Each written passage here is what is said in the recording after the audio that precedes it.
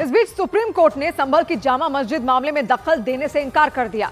Chief justice Sanjeev Khanna की bench ने संभल मामले की सुनवाई हुई और एक रोज पहले संभल की जामा मस्जिद की तरफ से सुप्रीम कोर्ट में याचिका दाखिल की गई थी, जिस पर सुनवाई के दौरान सुप्रीम कोर्ट ने आदेश दिया कि 8 जनवरी तक निचली अदालत मामले में कोई एक्शन न ले। और इसके साथ ही सुप्रीम कोर्ट ने मुस्लिम पक्ष को हाई कोर्ट जाने के लिए कह दिया। सुप्रीम कोर्ट ने ट्रायल कोर्ट को आदेश दिया कि जब तक संभल मस्जिद की ईदगाह कमेटी हाई कोर्ट नहीं चली जाती तब तक मामले में कोई एक्शन न लिया जाए। कोर्ट ने मुस्लिम पक्ष को हाई कोर्ट में अपील करने के लिए 3 दिनों का वक्त दिया। सुप्रीम कोर्ट ने यह भी आदेश दिया कि मस्जिद की सर्वे रिपोर्ट सील बंद लिफाफे में कोर्ट में दाखिल की जाए। ये मामला अभी ट्रायल कोर्ट में 8 जनवरी को लगा हुआ है। साथ ही साथ ऑनरेबल सुप्रीम कोर्ट ने ये भी निर्देश दिया है कि जो एडवोकेट कमिश्नर महोदय हैं वो अपनी रिपोर्ट सील कवर में दाखिल करें। सुप्रीम कोर्ट ने उत्तर प्रदेश प्रशासन को संभल में जल्द से जल्द शांति व्यवस्था कायम करने का निर्देश दिया। संभल की जामा मस्जिद ने निचली अदालत के 19 नवंबर के फैसले को सुप्रीम कोर्ट में चुनौती दी थी, क्योंकि 19 नवंबर को ट्रायल कोर्ट ने जामा मस्जिद का सर्वे कराए जाने का आदेश दिया था। सर्वे करा भी लिया गया, लेकिन संभल की चंदौसी कोर्ट में सर्वे रिपोर्ट पेश नहीं हुई। कोर्ट में प्रशासन ने बताया कि 24 नवंबर को सर्वे के दौरान हिंसा हो गई थी, इसलिए सर्वे रिपोर्ट तैयार नहीं हो सकी। प्रशासन ने कोर्ट में सर्वे रिपोर्ट जमा करने के लिए 10 दिन का वक्त मांगा, यानी 8 जनवरी को संभल की चंदौसी कोर्ट में रिपोर्ट पेश की जाएगी। लेकिन सील बंद लिफाफे के अंदर संभल से समाजवादी पार्टी के सांसद जियाउर रहमान बर्क ने सुप्रीम कोर्ट के इस फैसले का स्वागत किया। हिंसा मामले में उनके खिलाफ पुलिस ने FIR दर्ज की थी।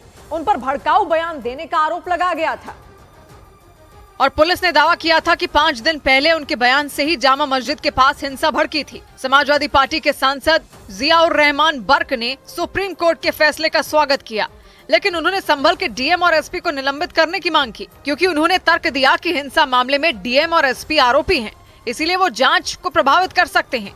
लोग आरोपी हैं तो हम तो इंसाफ मिल नहीं सकते, उनको तो तुरंत निलंबित करना चाहिए।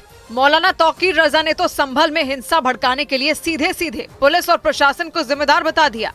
पुलिस और प्रशासन ने और अदालत ने मुनज़्ज़म साजिश रच के इस कार्रवाई को अंजाम दिया है। हालांकि बीजेपी ने भी संभल हिंसा पर सुप्रीम कोर्ट के आदेश का स्वागत किया और भरोसा दिया कि संभल में माहौल जल्द से जल्द पूरी तरह सामान्य हो जाएगा। सभी आम नागरिकों को इस बात का हम भरोसा दिलाते हैं। हमारी सरकार सुरक्षित वातावरण तैयार कर रही है और सबका सम्मान करते हुए हम आगे बढ़ेंगे। संभल में हिंसा के 5 दिन बाद भी पुलिस का सख्त पहरा नजर आया। वहाँ चप्पे चप्पे पर पुलिस वाले खड़े दिखाई दिए ताकि कहीं भी माहौल दोबारा ना बिगड़े। हिंसा के 5 दिन बाद पहली जुमे की नमाज के मौके पर तो पूरे संभल को छावनी बना दिया गया। जामा मस्जिद के आसपास भी भारी संख्या में पुलिस वाले तैनात दिखे। जुमे की नमाज में कोई परेशानी ना हो, इसके लिए बड़े बड़े अफसरों ने मोर्चा संभाल लिया और ड्रोन कैमरे की मदद से आसमान से नजर बनाकर रखी गई। पुलिस प्रशासन के सख्त पहरे के बीच शाही जामा मस्जिद में होने वाली जुमे की नमाज शांतिपूर्ण तरीके से पूरी हो गई। लोगों ने सही ढंग से जो स्थिति थी उसको समझा, उसके अनुरूप सही ढंग से पीसफुली नमाज किया। करीब 1000 नमाजियों ने जामा मस्जिद में नमाज पढ़ी। नमाज से पहले पुलिस ने फ्लैग मार्च किया। मुरादाबाद रेंज के DIG मुनिराज ने पुलिस बल के साथ संभल में डेरा डाल दिया। जुमे की नमाज को लेकर संभल में चप्पे चप्पे पर पुलिस की तैयारी दिखी। 4 सुपर जोन बनाए गए हैं पूरे संभल में और 55 सेक्टर बनाए गए हैं। साथ ही 16 कंपनियां तैनात की गई है और इन कंपनियों की तैनाती के अलावा 4 क्विक रिएक्शन टीम है। संभल की जामा मस्जिद के आसपास CCTV कैमरों का जाल बिछा दिखाई दिया ताकि पुलिस प्रशासन हर वक्त नजर रख सके। शाही मस्जिद के ठीक पीछे कई लगभग 20 से ज्यादा कैमरा लगाए गए हैं और CCTV कैमरा की मॉनिटरिंग के लिए कंट्रोल रूम बनाया गया है। पुलिस के अधिकारी ड्रोन कैमरे से जामा मस्जिद और उसके आसपास के इलाकों में मॉनिटरिंग करते दिखे।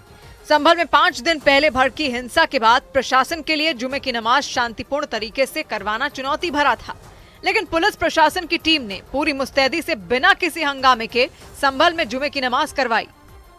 हालांकि जामा मस्जिद के मौलवियों ने एक दिन पहले ही नमाजियों से शांति बनाए रखने की अपील की थी और लोगों को घरों में ही रहकर नमाज पढ़ने के लिए कह दिया था।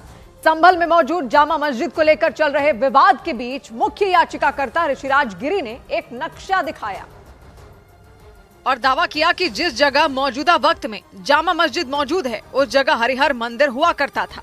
ऋषिराज गिरी महाराज संभल की केला देवी मंदिर के महंत हैं और उन्होंने ही कोर्ट में जामा मस्जिद को लेकर याचिका लगाई थी। ऋषिराज गिरी के मुताबिक उनके पास जो नक्शा मौजूद है वो विक्रम संवत 987 का है। नक्शे में पूरे संभल जिले को दिखाया गया है। नक्शे में संभल के 68 तीर्थ स्थलों का जिक्र है। इसके साथ ही 19 कूप यानी कुओं का भी जिक्र है। महंत ऋषिराज गिरी ने दावा किया कि उन 19 कुओं में एक कुआं मौजूदा समय की शाही जामा मस्जिद के अंदर मौजूद है, जो पहले श्री हरिहर मंदिर हुआ करता था। ऋषिराज गिरी ने दावा किया कि हरिहर मंदिर को बाबर ने तुड़वा दिया था और वहां पर मस्जिद बनवा दी थी, जबकि मुस्लिम पक्ष का कहना है कि मंदिर के दावे बेबुनियाद हैं। वहां मंदिर होने का कोई रिकॉर्ड नहीं है। महंत ऋषिराज गिरी ने अपने पास मौजूद नक्शे को अपनी याचिका के साथ कोर्ट में भी पेश किया और इसके अलावा उन्होंने दावा किया कि बाबर नामक किताब में भी जामा मस्जिद वाली जगह पर मंदिर होने का जिक्र किया गया था, लेकिन संभल हिंसा पर शुरू हुई सियासत थमने का नाम नहीं ले रही। समाजवादी पार्टी और कांग्रेस ने लगातार बीजेपी पर हमला किया और आरोप लगाया कि बीजेपी के इशारे पर ही संभल में माहौल खराब किया गया।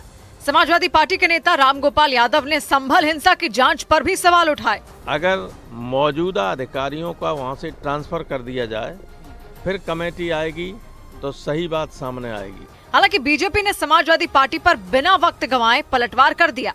उत्तर प्रदेश के डिप्टी सीएम केशव मौर्य ने समाजवादी पार्टी को चेतावनी दे दी।